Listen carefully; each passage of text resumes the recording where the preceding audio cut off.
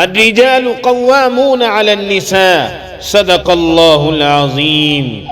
اللہ پاک نے قرآن مجید کی اس آیت طیبہ کے اندر بتلایا ہے کہ ہم نے مردوں کو عورتوں پر قوام مقرر کیے ہیں۔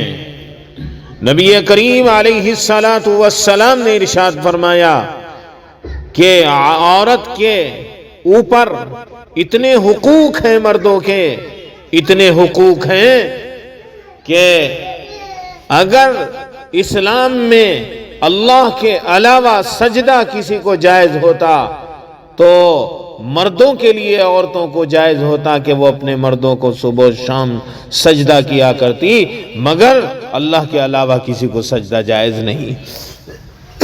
اس قدر حقوق ہیں عورتوں پر مردوں کے۔ لیکن جہاں دنیا میں بہت سے فتنے رونما ہوئے، ان میں ایک فتنہ یہ بھی آ گیا کہ عورت ہی خود فتنہ بن گئی۔ سب سے بڑا فتنہ دنیا میں اگر کوئی ہے تو میرے بھائیوں، نبی علیہ السلام نے فرمایا کہ وہ عورت کا فتنہ ہے۔ ما ترکت بعدی فتنةً اضر علی الرجال من النساء، فرمایا میرے آقا نے، میں نے اپنے بعد مردوں پر عورت سے بڑا کوئی فتنہ نہیں چھوڑا۔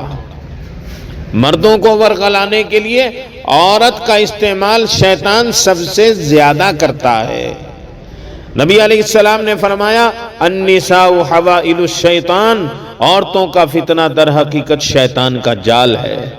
اس جال سے مردوں کا شکار کرتا ہے شیطان، اس جال میں پھنسا لیتا ہے عورتوں کو۔ کبھی کہتا ہے بے پردہ جاؤ کچھ نہیں بگڑے گا، کبھی جینس پہنا دیتا ہے شیطان، بالوں کو کھلوا دیتا ہے، کبھی لالی لپسٹک لگا کر بازاروں میں اس کو پھرا دیتا ہے۔ تو میرے نبی علیہ السلام نے فرمایا النساء حوائل الشیطان، کہ عورتوں کا فتنہ در حقیقت شیطان کا جال ہے۔ قرآن مجید میں بھی یہی بات کہی گئی ان کید الشیطان کان ضعیفا، کہ عورت کا مکر، عورت کا داؤں شیطان سے بھی بڑا ہوتا ہے۔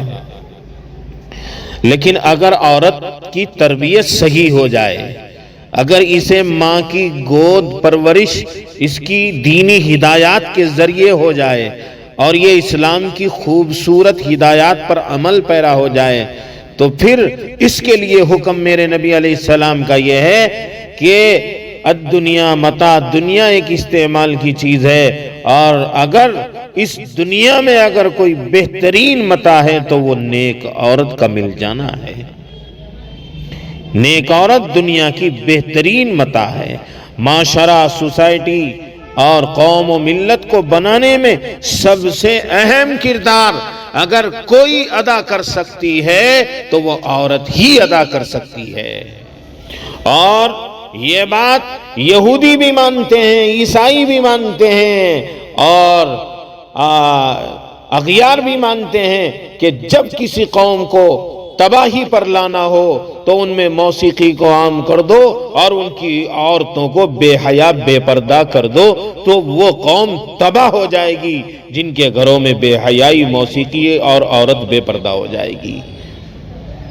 عریانیت، فحاشیت، بے حیائی کو آج عام کر دیا گیا۔ تعلیم کے انداز بھی بے حیائی کے رائج کر دیے گئے۔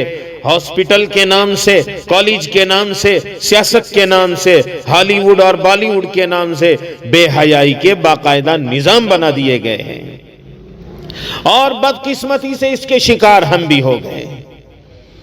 آج کی عورت یہ کہتی ہے اسلام جائے کسی خانے میں برقع نہیں پہنوں گی، سب تو نہیں لیکن اکثر بے پردہ بازاروں میں گھوم رہی ہے۔ ہر گھر کے اندر آج لڑائی ہے کہ نہیں؟ ہر گھر کے اندر طلاق کے مسئلے، خلا کے مسئلے ہیں کہ نہیں؟ یہ عام ہوتے جا رہے ہیں۔ میرے بھائیوں غور کرو، یہ بے حیائی، یہ فحاشی، یہ عریانیت، نبی کی سنتوں کے جنازے نکالنا، یہ اس کی نحوست ہے جو آج ہمارے گھروں میں اس قدر جھگڑے ہیں۔